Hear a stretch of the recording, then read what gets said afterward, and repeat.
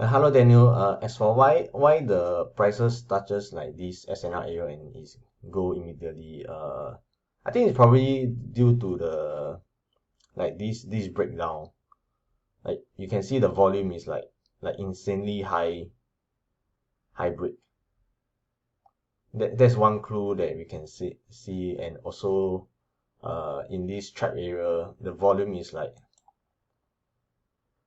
totally so much higher compared to all these previously.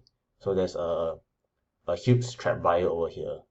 And also for USD JPY, usually the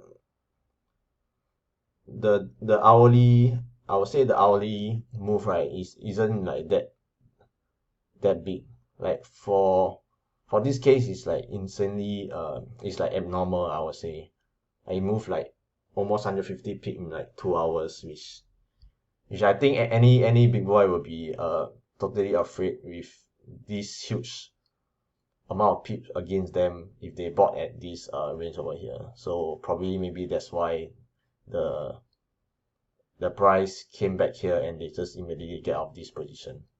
This trap area, the release happens almost immediately. Also the volume when they come in is like extremely low. It's like looks very dead to me. Maybe that's why lah. But this is what I think lah.